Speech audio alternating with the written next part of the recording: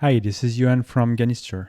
So today we're going to do a pretty different video because we are not going to show the actual Ganister user interface.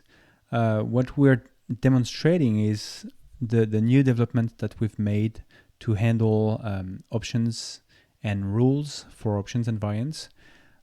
We've started this process a few months ago, and so there are different steps where you can't really, if you're using Ganister, you can't really get the several steps that we're working on. So the first thing that we worked on was being able, so the data model in our database to include options and rules in bill of materials, for example. And so we dealt with that. We know we define the rules in our graph database. Now we have to manage the rules between options to allow and forbid some combinations of options. So we've done this over the summer and with our own code. And now what I wanted to show you today is how we work with this and how we test this with our Testbench. So it's some kind of a proof of concept that we use to test our rules and our solver.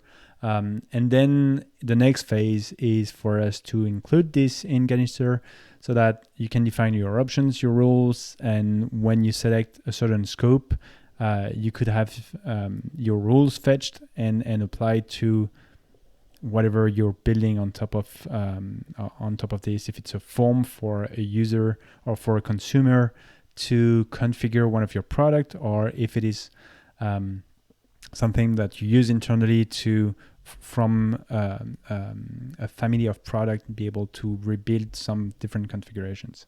So this is just a test bench for us, but it allows us to explain how the whole thing works and test our own code. So the first thing here is where we define our options and variants. So many options for now. So let's say we have an antenna for a car with a radio player and the option to be convertible. And we will play it dumb and say, if it is convertible, if your car isn't convertible, you can't have an antenna, and therefore you can't have a radio player. Doesn't make more sense for most recent cars, but it's just an example to demonstrate our point. So we have three options, pretty small combination. We can have a lot more. And then we define rules. So this was from a previous example. So I'll just remove the rules. And then, so I have the rule 0. So the first rule is we will say, if you want to have a radio player, you need to have an antenna. So here, the way it works is from these variables, we've built this matrix. If you add a third, you see you would have a different display, and you can have more variables involved. Here we'll start with a simple one. So what we want is just radio player and antenna. So radio player is here, antenna is here. So we say, if you don't have an antenna, then you can't have a radio player. So here, if you don't have an antenna, you can't have a radio player. All the other combinations are allowed. We'll solve the expression, and that's our code is translating this into this. The reason why we create this formula is because based on the formula, if you have a big matrix with a lot of variables, based on this formula, you could separate some of these variables. And so sometimes you have like a matrix with 8 variables, which will create a lot of possibilities. 8 variables is 2 power 8. So it's a lot of variables or of combinations. But sometimes it doesn't make sense to have all these combinations, because if you study your system, you realize that you maybe have variables that are independent. So that's the main reason why we convert these metrics into these formulas. So that was the first rule. The first rule is, if I don't have an antenna, I can't have a radio player. Second rule will be, if I have a convertible, I can't have an antenna. So convertible here, if I have a convertible, I can't have an antenna. All the others, I could leave it like this and just say, I don't know, but I don't forbid it. So again, not convertible or not antenna is what validates the configuration. And you can see here that these two rules that we've created have been combined in a single rule, which will be applied to our system or our configurator. So let's look at the configurator that is built based on our rules. So we didn't outcode anything to have this the logic in this. So first, I can have an antenna, works fine. I can have a convertible, works fine. If I have a radio player, then I have to have an antenna. If I remove the radio player, it doesn't mean I don't want an antenna. If I want a convertible, then I can't have an antenna.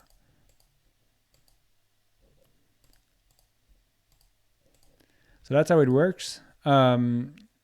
So the next thing is, so this is mainly for Boolean, and we can have many more variables or options. So let's add a different type of option, because when we started, we really wanted to have all the variables handled as Booleans. So we were asked, but how do you work with list of values? So we're adding one here, color, and we'll say it's a select. You can define if the value selected can be nil or not. And here we will add red, yellow, and green, for example, and black. And you see on the right, there's a Boolean for each of these. So it translates into a Boolean for each value. But it defines also by default a rule special for color, because and that's something that we can change, but by default it will assume that you can't have two colors at the same time. So you have a rule that has been built here, which only allows one color. You see one, if we do it like this, maybe it's easier, or even like this.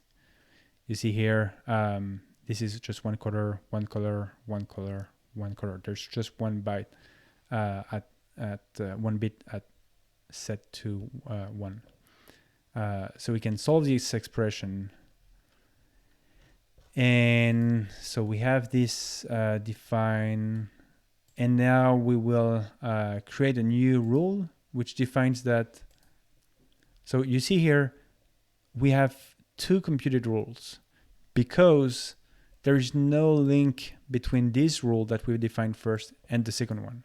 There's no link between, there's no relationship between the selection of these values and the color. But now we will say, if it's a convertible, it has to be red. We don't say that if it's not a convertible, it cannot be red. We could do it, but in this rule, in this example, we'll just say, if it's a convertible, it has to be red, which means that because we mainly want the forbidden configuration to be set here, we'll say if it's red, it cannot be not a convertible. I'm not sure it makes sense. I said if it's a convertible, it has to be red. Okay, so that's not what I was saying. So convertible, here, we'll do it like this. If it's a convertible, it has to be red. Anything else, so if it's a convertible, it cannot be not red. But the others are correct. If it's not a convertible, we didn't say it couldn't be red. All right. So that's the thing. If it's a convertible, it cannot not be red. Solve the expression.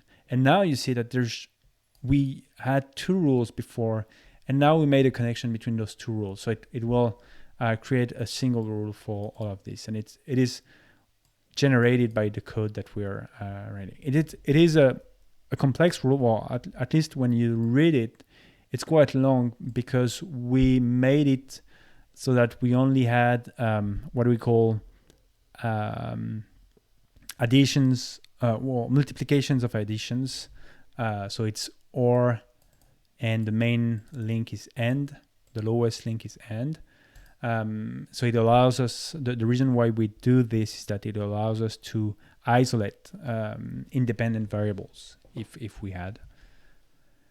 So then we can go back to our configurator, and the color has been added, and you can say, so you can have a black car with a radio player, but as soon as you want to have a convertible, then it switches to red. If you want it black, then it removes, and you can have red and still not be a convertible. If I put yellow convertible, it switches back to red. So that's our the solution that we've developed over the summer, just to test our rules and to make sure that what we will include in Ganister works well. And we're trying a lot of combinations with this system. We just wanted to share it with anyone who's following Ganister, because we talked about options and variant for a while, and that's a pretty interesting subject. We're going to write some blog posts also, because there's been a lot of math that we've been working on. All the algorithm to convert these metrics to these formulas is quite interesting. The other interesting thing is how you manage a form that has rules for a user. And that was an interesting thing that we've worked on over the summer is if it's, for example, green here, and you set it to convertible, what should be the expectation for the user? So should it be like here? So what we've decided is that it would switch to the only possible value. So what we do, the mechanic behind it is that we look at the constraint. If you set convertible to 1, we look at all the constraints that are created by this based on the rules.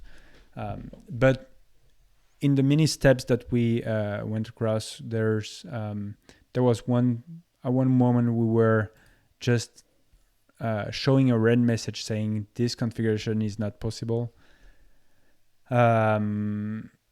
So that's one possibility. The other thing that we've tried was to I don't know. There were a few ways to interact with the user to tell him that this is not a possible configuration. So one thing that we also did is that if it was green, then you would not be able to switch to convertible. But it wasn't really the best option. So the best option we have for now is just to allow users to select what they want, but to show them that there is a consequence of their selection. So if you have any question, please send us an email or comment on the blog post that we're sending, or comment our videos.